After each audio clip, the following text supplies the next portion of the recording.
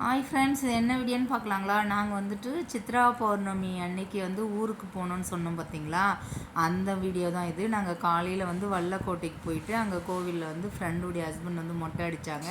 கோவிலெல்லாம் தரிசனம் பண்ணிவிட்டு அதுக்கப்புறம் வந்து ஒரு 3:30 போல் நாங்கள் கிளம்புனோம். அப்புறம் என் அண்ணா பையன் வந்துட்டு விஐடியில் வந்து எது என்ட்ரன்ஸ் எக்ஸாம் இருக்குதுன்னு எழுத வந்திருந்தாங்க. +2 எழுதியிருக்காங்க. அவங்க வந்து நாங்கள் 3:30 மணிக்கிட்ட போகும்போது இந்த மாதிரி அத்தை நாங்கள் வந்துட்டோம், வெளியே வந்துட்டோம், இந்த மாதிரி காலேஜ் விட்டு வெளியே வரோம், நீங்கள் எங்கே இருக்கீங்க, ஏன்னா சித்ரா பௌர்ணமி இல்லைங்களா, கூட்டமாக இருக்கும் அப்படின்ட்டு. அப்புறம் நாங்கள் வெயிட் பண்ணி மறைமலை நகர் போய்ட்டோம். நாங்கள் அதுக்கப்புறம் ஃபோன் வந்தது. அதுக்கப்புறம் வெயிட் பண்ணி அங்கேயே வந்து தம்பி வந்ததுக்கப்புறம் நாங்கள் கூட்டிகிட்டு கிளம்பிட்டோம் ஃப்ரெண்ட்ஸ். ஐயோ கடவுளே, கிளம்புனது தான் ஃப்ரெண்ட்ஸ். இது எல்லாம் ஓகே தான். இது வந்து நான் அந்த கொஞ்சம் வீடியோ மட்டும்தான் எடுத்தோம். இது எங்கன்னு பார்த்தீங்கன்னா, எங்கள் ஊர் இருக்குது பார்த்தீங்களா, திருவண்ணாமலையிலேருந்து நாங்கள் பைபாஸ் பிடிக்கணும்.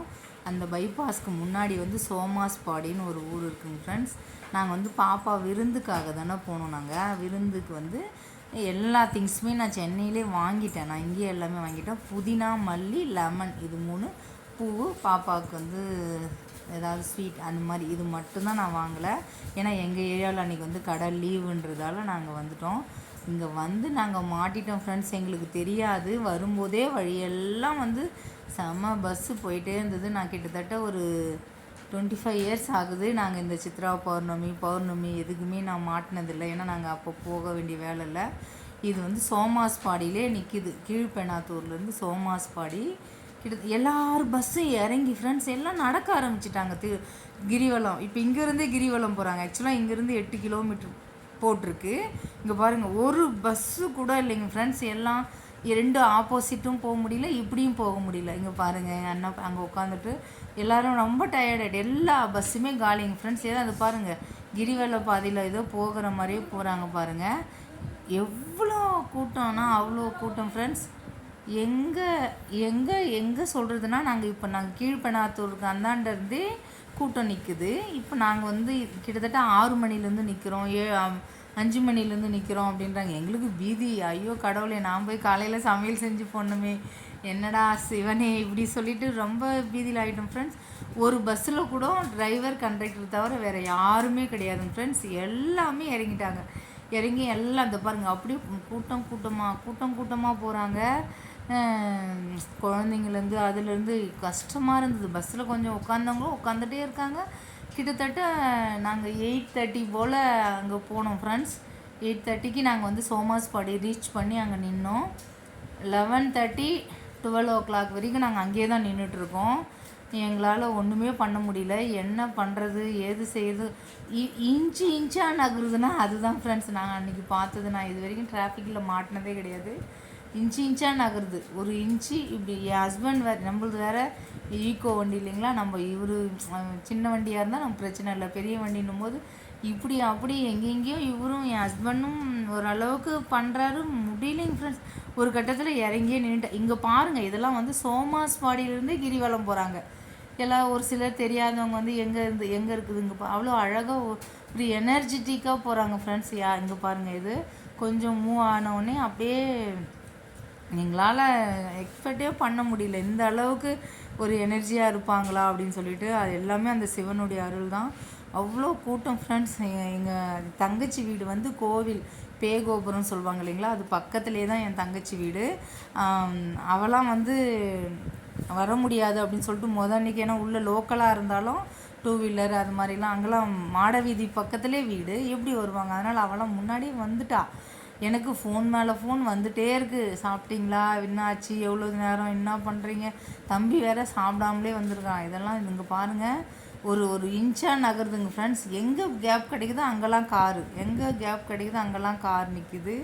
இதெல்லாம் வந்து சோமாஸ்பாடி அந்த இதிலேருந்து தான் ஒரு அந்த 5 கிலோமீட்டரில் தான் இவ்வளோவும். எல்லாமே இங்கே பாருங்கள், கிரிவலம் போகிற மாதிரி நடக்கவே ஆரம்பிச்சிட்டாங்க.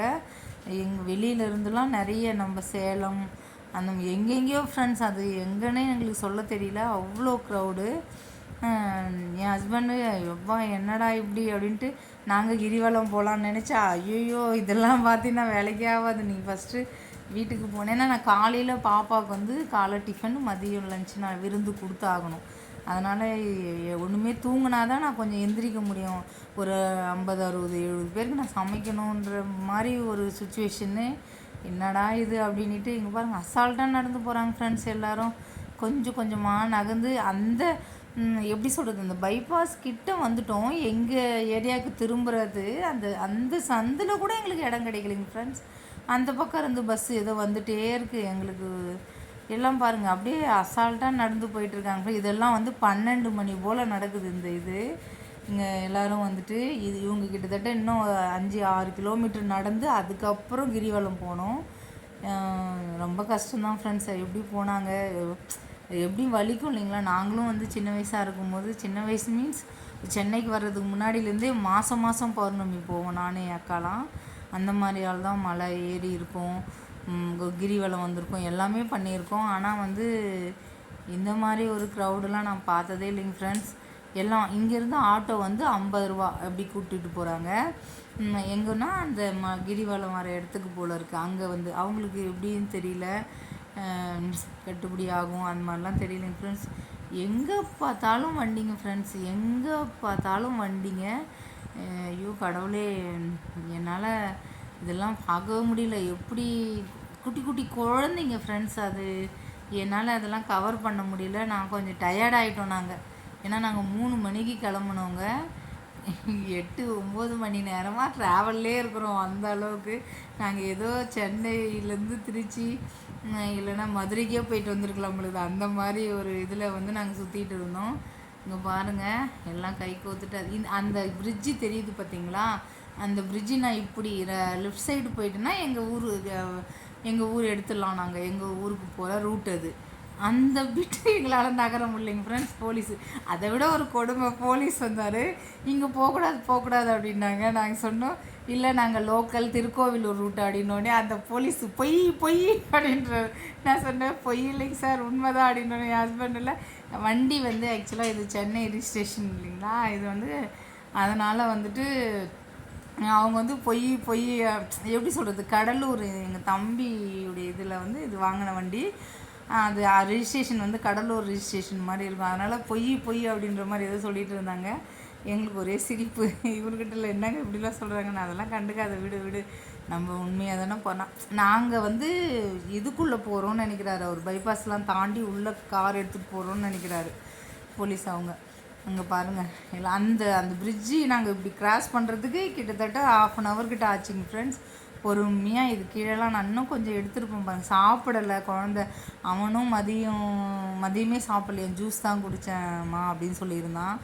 எல்லாருமே கஷ்டம் ஃப்ரெண்ட்ஸ். இங்கே பாருங்கள் என் ஹஸ்பண்டு போட்டு திருகுன்னு ரொம்ப வெக்ஸ் ஆகிட்டாரு, ரொம்ப டயர்ட் ஆகிட்டாரு. பாவமாக இருந்தது எனக்கு. காலையில் இங்கே போயிட்டு இங்கே வந்துட்டு அப்படின்னு. இங்கே பாருங்கள் இது திரும்ப போகிறோம் நாங்கள். இப்போ தான் லெஃப்ட் சைடு எங்கள் ஊருக்கு போகிறதுக்கு திரும்ப போகிறோம். இங்கேருந்து போனால் அது நிற்குதுங்க ஃப்ரெண்ட்ஸ் வண்டி. இங்கே எப்படி அருண் இன்ஜினியரிங் காலேஜுன்னு சொல்லுவாங்க, அது வரைக்குமே வண்டி நிற்குதுங்க friends. 2 wheeler 4 wheeler bus, maxi gap.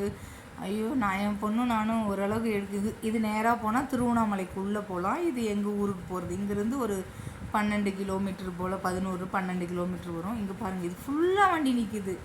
எங்களுக்கு ஒன்றுமே தெரியல, என்ன நடக்குதுடா அப்படின்னு சொல்லிட்டு.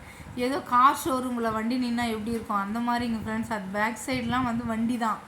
அந்த சைடு உங்களுக்கு தெரியல இது, அந்த சைடு இந்த பக்கம் வந்து இந்த ரோடெல்லாம் கிராஸ் பண்ண அதுலேயும் வண்டி நிற்குது. அவ்வளோ வண்டி.